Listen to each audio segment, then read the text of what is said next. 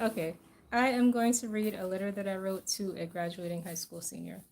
Um, I was I decided to do this after receiving a message in one of my WhatsApp chats from a family relative saying like if anyone wanted to write a senior letter to her son, she would appreciate it. So I decided to do it as like just a way to share like my life lessons and pass it on to the younger generation. So I'll read what I wrote to him and then maybe like talk about it a little bit more after. Um, so this is how it starts. Discover you. You'll find if you seek. Life is for living your life, no one else's. I thought about my life journey to knowing thyself. I thought about the recent arguments that I had with my mom. She thinks I'm disrespectful to her, but at this age, I have never disrespected her. I've only voiced the truth, which she cannot accept nor likes hearing when it reveals her. The embarrassment or shame she feels isn't what I caused.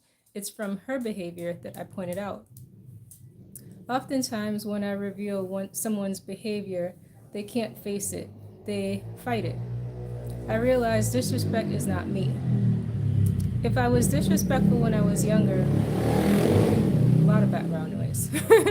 um, if I was disrespectful when I was younger, I was taking on her behavior. But now, as an adult, choosing who I am, I see all the identities I have been wearing, not belonging to me. This made me think of my letter to Aidan, a graduating high school senior. That's the advice. Find yourself. Evaluate what is truly you and what is someone else or something else. Society, parents, even when you inherited it from ancestors. Life is simply a journey of uncovering, discovering yourself to yourself. Don't stop discovering. Don't be afraid of what you find. You have the ability to change what you want. Life isn't about money, bills, the latest gadgets. Of course, these things are a part of life, but not the essence of life itself. Find the things that bring you the most joy. Do more of those things and see how amazing your life is. Be grateful for all things, the simplest things. If you're driving and all the lights are green, or you find a parking spot really close to your destination, give thanks. Gratitude gets you very far in life. It helps you attract more of the things you want.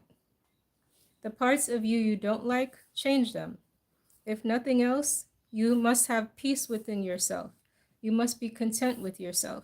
So if something about you makes you uncomfortable or makes you feel bad, change it. You might realize it was never you anyway. Maybe you were mimicking friends, or maybe you felt pressure from society to be a certain way, or maybe it's the culture around shaping you. But if it's something that causes dis-ease in you, disrupts peace within you, evaluate why. Ask yourself, am I comfortable? Am I uncomfortable because I'm being challenged, or am I being someone else, not being me? There's a difference. I'm not saying run from challenges, they're necessary. Challenges are blessings en route. But you will have to discern and learn to distinguish what is challenging you for growth and what is disrupting your spirit. They are not the same. What disrupts your spirit needs to be removed. If that's a friend whose behavior or character you don't care for, or um, you've been friends just because of mutual friends, or because you've been friends from a long time ago, you're free to remove or even reduce the friendship, to spend less time with them, etc. Removing the thing disrupting your spirit is the challenge itself, because it's not always easy to remove. If you're working in an environment with people talking negatively all day or gossiping about others, making you uncomfortable, the challenge is, how do I remove myself? Can I easily be separate from them, or do I need to ask a supervisor for a different position or a different location? It just really got dark in here. um, or find a whole new job altogether. How much is it disrupting your peace? And how much will it take to remove the disruption? It's not about avoidance, but about finding peace in the chaos. That's the challenge. But the focus is on changing you, not trying to change others. If you feel the need to voice your feelings, do so, of course, but don't expect others to change just because you expressed your feelings.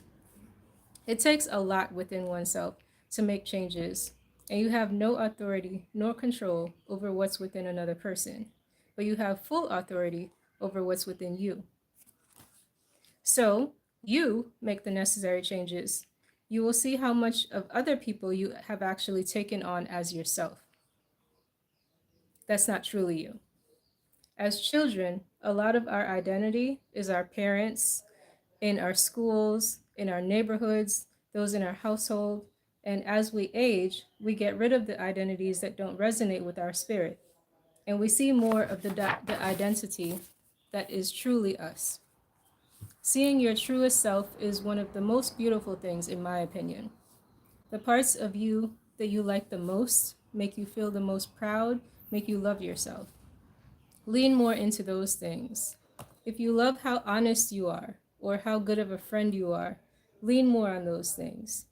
You will be more proud of yourself, more confident, more sure of yourself. Not to arrogance, but to love yourself. That's the most important person to love. Everything I mentioned culminates to that. Putting all these life lessons I have learned together, plus there's a lot more, of course, accumulates and results in loving yourself. The more you love you, the more satisfying life is. The more joy you have, the more blessings that come to you, the more peace you have, the more gratitude you express, the more others love you too, and the more you inspire others. Don't be afraid to spend time with yourself. Moments alone are your opportunity to hear yourself, for your spirit to tell you what is good to do more of and what needs to be changed. To hear which identities are parts of you and which identities are a part of someone else. So be you. That's just something that I wrote for a teenage boy. um, and it applies to all of us really because I think one of the challenges in life is realizing when you are being you and when you are just a reflection of your upbringing or society around you or things that have been imparted onto you. And so, as someone who's graduating from high school, I just feel like that's a really important time to be reminded to just like focus on figuring out who you actually are. Because as you're approaching like your 20s, I feel like that's pretty much what your 20s are. Like your 20s are your seeking years, your like introspective years, like who am I? Like trying to find yourself, trying to figure out the things that you want to do, like where you want your life to go, who you want to be, like the type of legacy that you want to have, the impression that you want to leave on the world. I feel like that's what my 20s were like. And then it makes it a time of confusion and like self-doubt and criticism. So it can, to me, like I feel like your 20s are kind of hard. So that's why I wrote that letter for him, because as he's about to enter that phase of life, um, and I don't know what it's like as an 18-year-old boy. I can only speak from like a 18-year-old girl's perspective, but I would assume it's not too different. um, so yeah, just trying to like encourage him as well as others to peel back the layers of yourself that you think are yourself and see which layers are actually yourself. Let me turn the light on because it's getting really dark in here.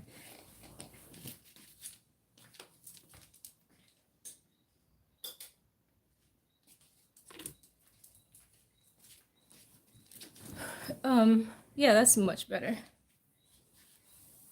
Yeah, so hi, good night. um, ooh, mosquitoes. So yeah, like those are just like some life lessons that I could have probably used as I was approaching my 20s, but then again, I mean, life is for learning. So, and actually like I don't think it was in my 20s. I think like in my 30s. So I used to watch Sex in the City maybe in my 20s. And then I remember like after the show ended, they did they were on like some talk show, and the cast, oh, the mosquitoes. They were on a talk show, and I think it was Carrie Bradshaw, which I forget her real name in real life right now.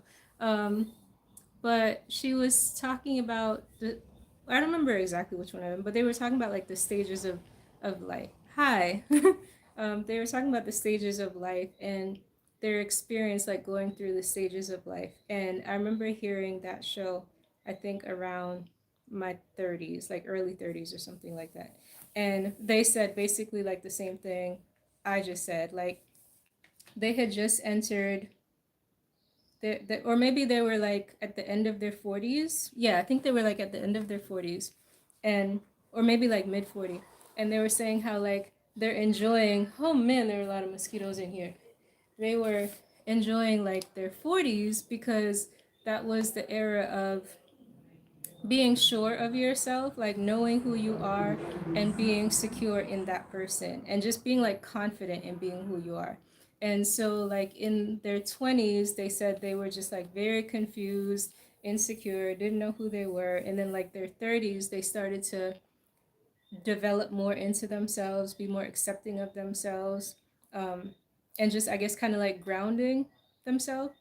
And so I remember like watching that episode and I like really took that seriously. Like I was like, this is great to know. um, and it kind of made me, I guess, understand the era that I was going through as I'm going through it, and also like anticipate what's to come. Not saying that I would have the exact same experience that they were talking about, but um, just understanding womanhood a little bit better as I'm going through it. And so, um, if I had known that at 18, maybe I would have been a little less hard on myself during my 20s, and maybe even like my 30s too. But you live and you learn, and then get loves. Um, so I just wanted to like put that message out to any young people, really anyone, because I mean, like life lessons apply at all ages, but um, for young people to not be so hard on themselves as they're like going through life stages, just to roll with the punches, but no matter what, like just being true to who you are and not taking on um, external identities, because I'd say the last couple years, like that's what I've been noticing within myself. Like certain qualities that I consider to be myself, I learned to realize like they're actually not me. And I saw a lot of them in my mom, and I was like, oh, this is her. This ain't me. And then I'm able to just like easily change it. Or even just like stop saying like I am this way because I realized I wasn't. um, but all of that comes from just life experience and understanding, knowledge, wisdom. Um, and I think that's the beauty of life. Like as I go through this aging process, we all go through this aging process, right? Um, and women tend to not like to say how old they are. And oh my gosh, these mosquitoes. I have no problem telling people how old I am all the time because I don't, one, I don't have a problem with my age. And two, I'm proud of like the age that I am because like people are usually surprised. um, People think I'm much younger than I am. I look and sound really young. And it's only when they start talking to me when they're like, wait, no, she's not in her 20s. Like, because to me, aging is wisdom. Like, it's growing in experience, knowledge, and understanding, which is wisdom. And not everyone grows wise. Some people just grow old. But I find that I'm growing wise, which is why like I'm contributing to this whole YouTube video vlogging thing because I feel like my life experiences have taught me a lot, and there's a lot to, oh my gosh, there's a lot to share to the world. There's a lot that people want to know. Um, with everyone, like all of our life experiences are information that the world wants. So we need to figure out how to package it in a way that appeals to the world. And so as I'm going through this YouTube journey, I'm good. How are you? As I'm going through this YouTube journey, I'm learning to package it better. So, I mean, my videos right now, like, they're not, I don't think they look that great, but I'm just being me. And until I can get, like, the proper equipment and everything set the way that I want it to be, it's just gonna look a little rough. But I'm just continuing to stick with it because why not? Plus, like, I'm looking towards monetization. Like, anybody who's like, oh, I'm not in it for the money, like, yes, the money is a part of it. Um, but yeah, it's also just because from since forever, like, probably I guess when I really started traveling like extensively, which was at 30 when I left home to go live in Spain. I mean, my sister was always telling me that I needed to vlog, and her husband was saying that like I should be blogging, and everyone was just always telling me to do it. Um, but I just never really wanted to. Like, I felt like it was a oversaturated market, and I didn't think, I guess, there was any difference in me saying stuff as opposed to like of all the abundance of videos that you can find on YouTube. But my sister made a great point one time when she was trying to sell it to me. And she said, yes, of course, there's a whole bunch of people on YouTube and like a ton of content creators and influencers and all of these things, but none of them are you. And the thing is, being like a petite, young black woman who travels around the world by myself, will hitchhike and stay with strangers and have like the deepest connections with people all over the world to the point where I can say that I have family all over the world. Like, there's probably literally a house I can sleep in a lot of the world for free.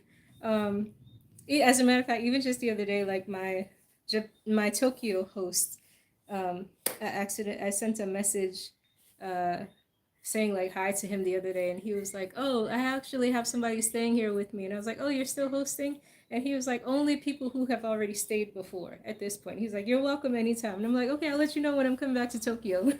um, so just to even like have that option.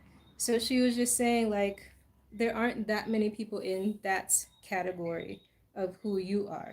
And even if just for like people who look like us to see that it's possible, because we tend to think like travel has to be like so expensive, or like to live the life that we want requires so much planning and so much of everything that's not right now. So we put it off. And she's like, you can inspire like so many people. So when she said that, I was like, okay, that's a really good point. Like, that's a great selling point that's hard to refute. But my issue is always like needing help with all like the technical stuff of this because I'm not great at technology. As you'll see, like when I'm trying to sign in these lives, I'm like, where's the button? How to do it? um, so I've always needed help, but then someone actually like helped me last month. So that's what got me started last month. Um, so yeah, all that just to say, I gotta go because these mosquitoes are out of control. Um, all that just to say, like, we all have a story to tell. Even if you're not living like your dream life or your ideal life, your life experiences are still like your story, and it's still valuable to somebody, like even if it's the saddest life story. I mean, I volunteered with I feel like I've lived so many lives, but at one point in time I was volunteering with refugees and asylees, and the stories that I heard from the refugees, like my manager, the supervisor, she was from Iran, and she was talking about crossing a border. I want to say it was crossing a border into Turkey. And she was saying how the people who were in the boat with them, like there was like a pregnant woman who was like 8 months pregnant or something, and a small child, and they had to like cross the border and be careful of mines because there are mines in the sand. And I'm just like, yo, you need to write a book. So we all have like something to share to the world, um, no matter how negative of an experience it could have been, or how insignificant of an experience it could have been.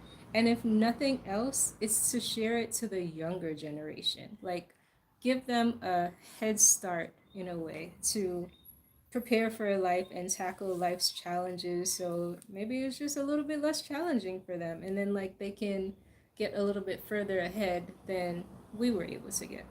So that's all for now because mosquitoes are out of control right now. I can't take it. I got to run away from them or turn this fan on, and then you're not going to hear me. So thank you for tuning in. I said hi.